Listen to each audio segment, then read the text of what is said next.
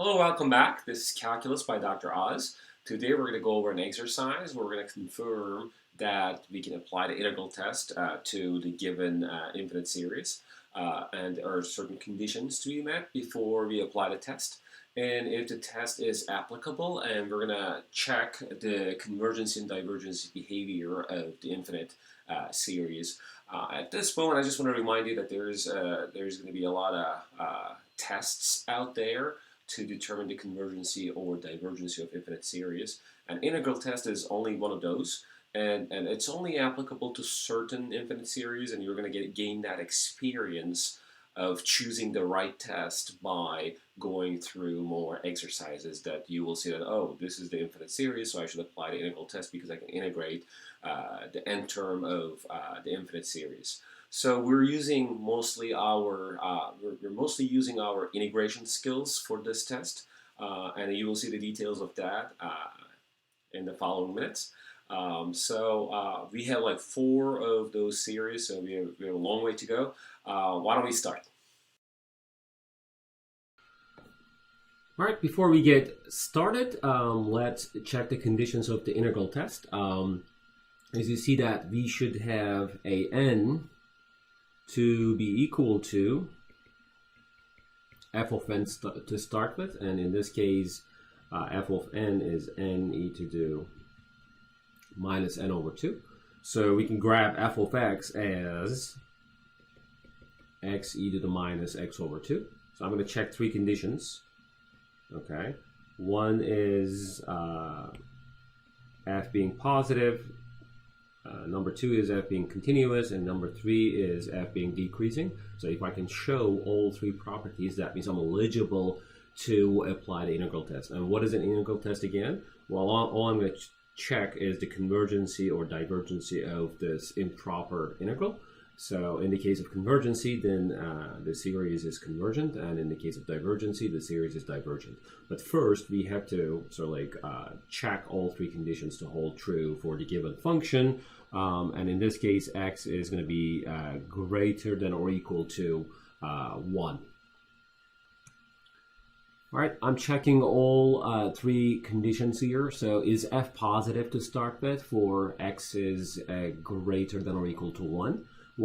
Well, x is already positive, and exponential functions are always positive. So I can go ahead and put a check mark here that f is a positive function. You can also graph the function, and it's about the x-axis. So I can also conclude that f is positive, but you should put probably x min to be 1, x max as large as possible to see the full picture of the function. Is f continuous? Well, f is the product of 2 continuous functions. In fact, those functions are basic functions that we worked in calculus. So polynomials and exponential functions are always continuous. So I can go ahead and put a check mark here that f is continuous for x is greater than or equal to 1. So the third condition requires a little work because we want to show that f is decreasing, and we want to utilize the first derivative test that we learned in calculus. So you're going to find f prime. If f prime is negative, then f is a decreasing function. So we're going to use this property here, but we have to calculate f prime here. Okay, so let's just do that. F prime, and given that f of x equals x e to the minus x over 2. So, well, this is the product of x and e to the minus x over 2. So why don't we use the product rule to take the derivative? So, well, the derivative of the first function times the second function, so it's 1 times e to the minus x over 2, plus keep the first and take the derivative of the second. And the derivative of the second function is the derivative of the exponential function with this exponent here, right? So we're going to be careful to use the chain rule here. So it's derivative of the top, which is minus 1/2, times the exponential function. Okay, so why don't we just simplify this term? So e to the minus x over 2 out. So this is 1 minus x over 2. Okay.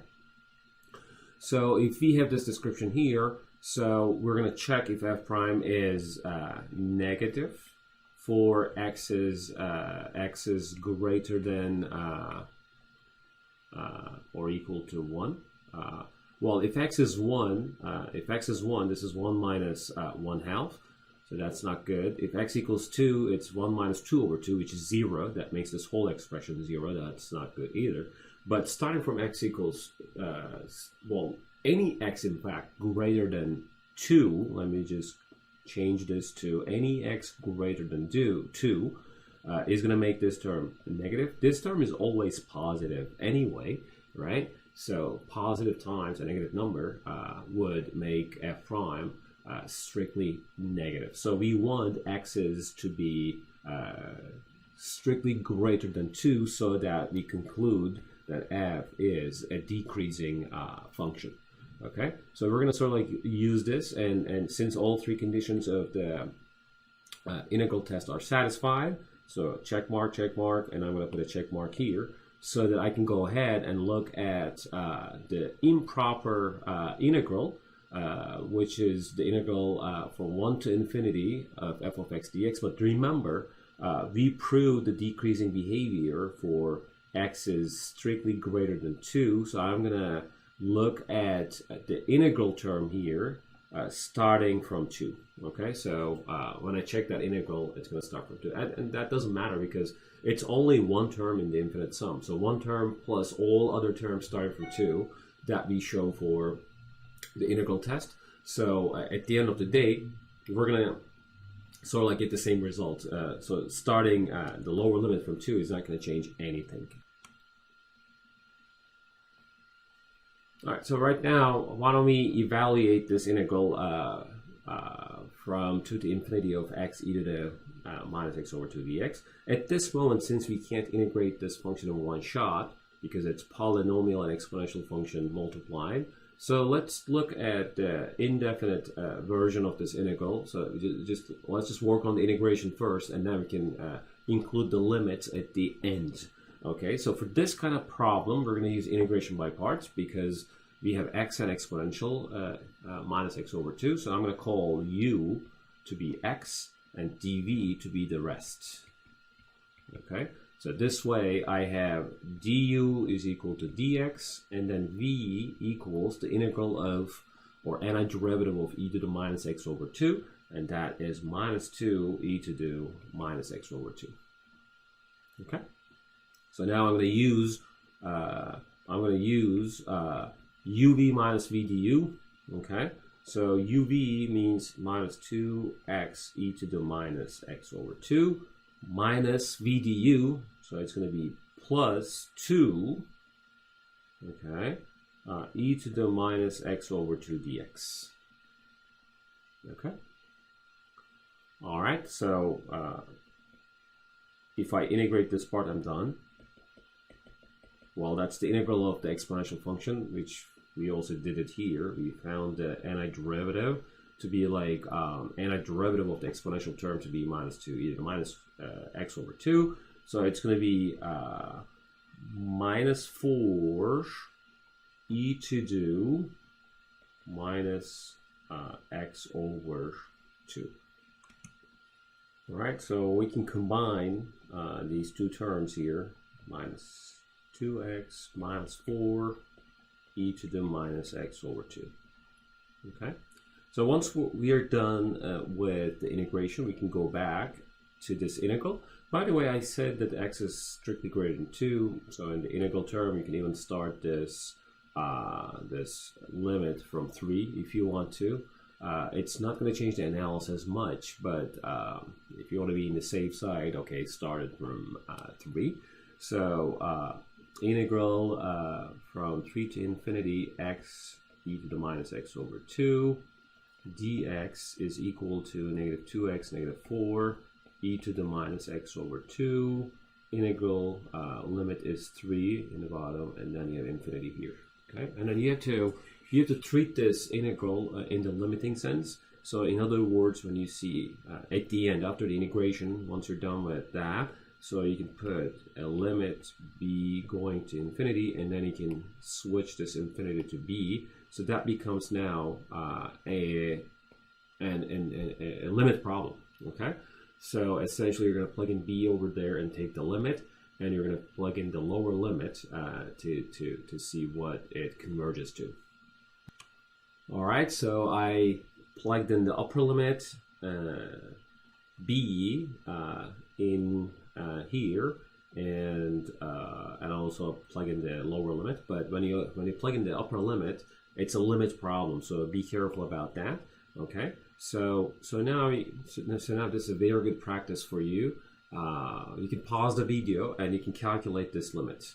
Okay, you have two limits in fact to calculate. One is b e to the minus b over 2, and then the other one is constant times that, or you can just do it all in one shot. I recommend you to use the L'Hopital's rule when you write this limit in the form of e to the b over 2. Okay, so both top and the bottom approach infinity. So when you take the derivative of the top and the bottom in terms of b, so you will have this exponential term staying over there, but the derivative of the top is going to be constant. So when you pass the limit, this limit is going to be 0 all the way. Okay, so that at the end, this integral, this improper integral, is going to take you all the way to 10 times e to the negative 3 halves, and that's finite, means that this is less than infinity. Okay, so you're safe. Going back to the description of the problem here, that we show that this is convergent. Okay, so the integral is convergent, so I can go ahead and conclude that the infinite series is as well convergent. Okay, so let me just erase this real quick and then conclude that this is a convergent infinite series, and we used the integral test to prove the convergency by checking all three conditions at first and finding or evaluating this indefinite integral and showing that it's a convergent integral. So we deduce the convergency out of that.